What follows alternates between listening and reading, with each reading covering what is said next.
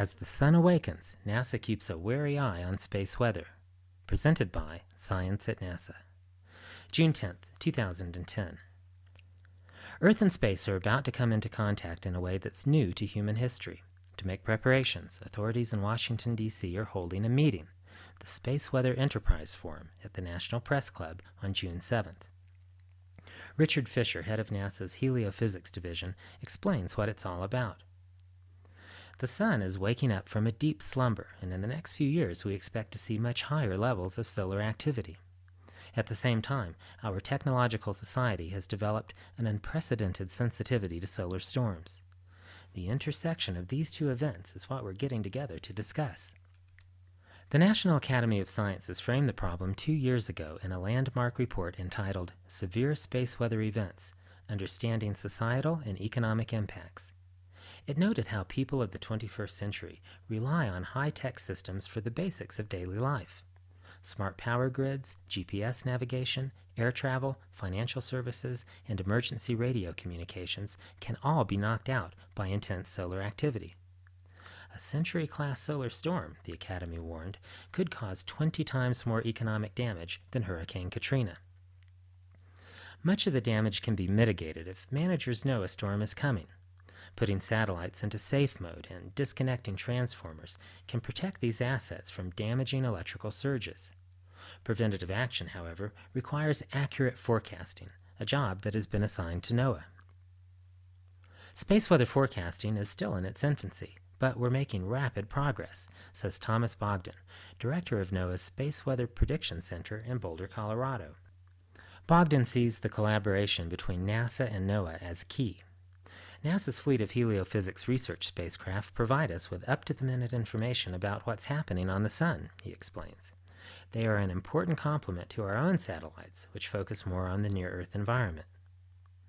Among dozens of NASA spacecraft, he notes 3 of special significance: STEREO, SDO, and ACE. STEREO, short for Solar Terrestrial Relations Observatory, is a pair of spacecraft stationed on opposite sides of the Sun, with a combined view of about 90% of the stellar surface. In the past, active sunspots could hide out on the Sun's far side, invisible from Earth, and then suddenly emerge over the limb, spitting flares and CMEs. STEREO makes such surprise attacks impossible. SDO, or the Solar Dynamics Observatory, is the newest addition to NASA's fleet. Just launched in February, it is able to photograph solar active regions with unprecedented spectral, temporal, and spatial resolution.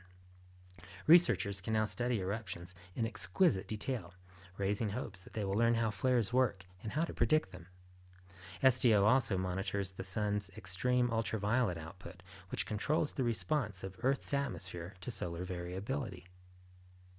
Bogdan's favorite NASA satellite, however, is an old one, the Advanced Composition Explorer, or ACE, launched in 1997.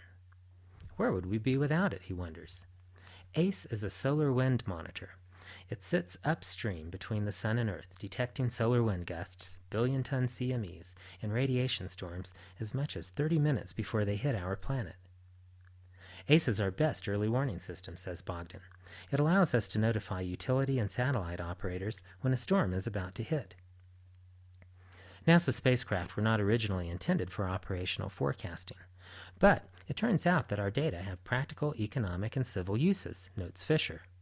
This is a good example of space science supporting modern society.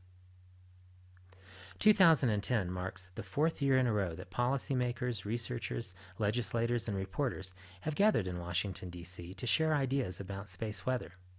This year, forum organizers plan to sharpen the focus on critical infrastructure protection. The ultimate goal is to improve the nation's ability to prepare, mitigate, and respond to potentially devastating space weather events.